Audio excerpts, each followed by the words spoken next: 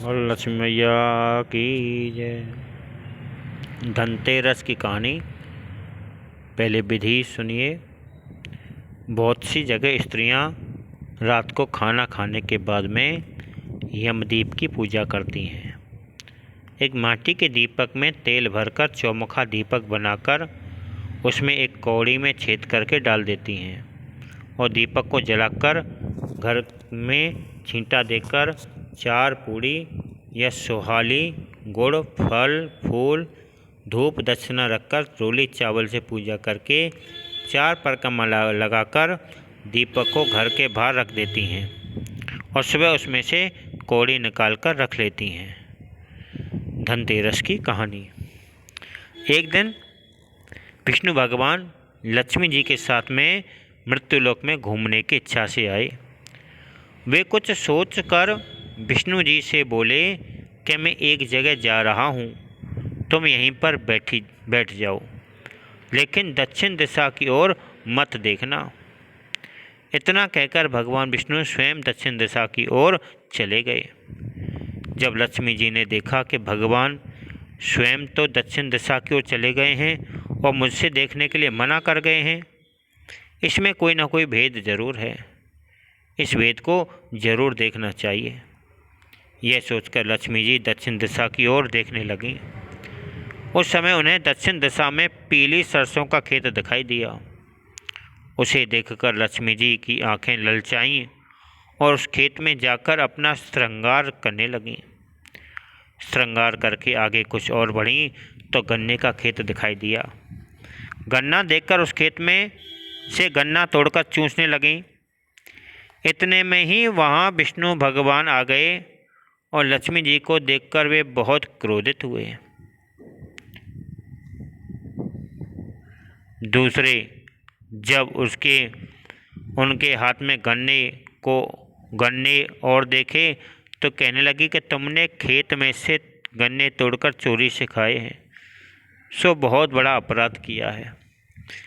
इसके बदले में तुमको इस गरीब किसान के 12 वर्ष तक सेवा करनी होगी।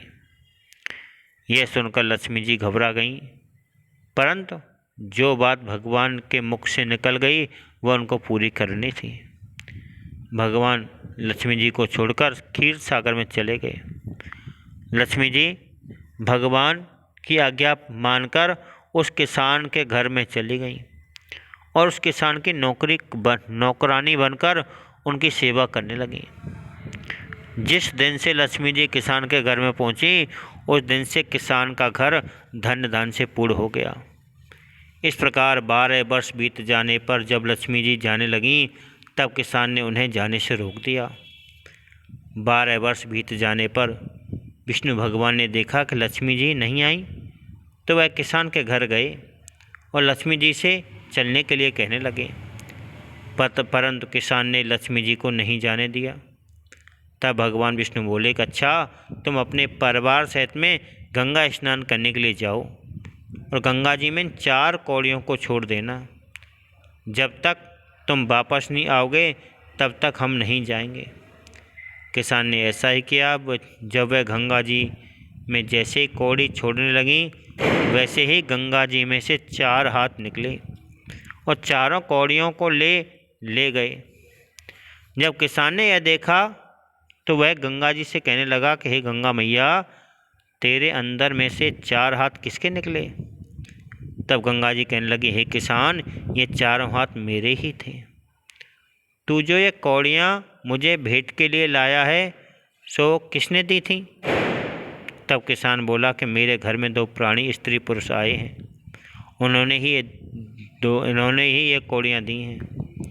तब गंगा जी बोले कि तेरे घर में जो औरत रहती है वह साक्षात लक्ष्मी जी है और जो आदमी आया है वह भगवान विष्णु है। तू लक्ष्मी जी को मत जाने देना, नहीं तो तू पहले जैसा गरीब हो जाएगा। यह सुनकर वह गंगा स्नान करके वापस अपने घर आ गया और भगवान से कहने लगा कि मैं लक्ष्मी जी को घर से नहीं जाने दूंगा। तब भगवान बोले कि यह तो लक्ष्मी जी का दोष था, जिस कारण उसको मैंने दंड दिया था। उसके दंड के 12 वर्ष पूरे हो गए, इसलिए अब तो उन्हें जाना ही है। तब किसान बोला कि मैं इन्हें नहीं जाने दूंगा। तब भगवान हंसकर बोले कि किसान, लक्ष्मी बड़ी चंचल है, ये आज नहीं तो कल तेरे घर से अवश्य चली ही जाएगी। तुम तो क्या अच्छे अच्छे व्यक्ति भी लक्ष्मी जी को जानने से नहीं रोक पाए। इस पर किसान कहने लगा कि परंतु मैं तो नहीं जाने दूंगा।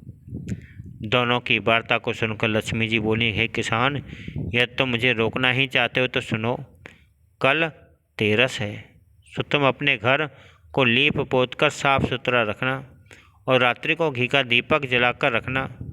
उस समय मैं तुम्हारे घर आऊँगी, तब तुम मेरी पूजा करना, परंतु मैं तुम्हें दिखाई नहीं दूंगी। किसान ने कहा कि अच्छा, मैं ऐसा ही करूँगा।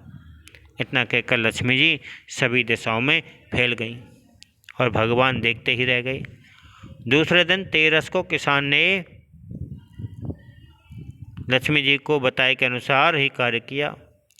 उसका घर धन धान से परिपूर्ण हो गया। अब तो वह किसान हर साल तेरस को लक्ष्मी जी की पूजा करने लगा। उसे देखकर सभी लोग धनतेरस को लक्ष्मी जी की पूजा करने लगे। हे लक्ष्मी जी, जैसे तुम उस गरीब किसान के घर आई, वैसे सबके आना, कहते सुनते हुंकार भरते। उसके बाद में कोई एक गणेश जी की कहानी सुने।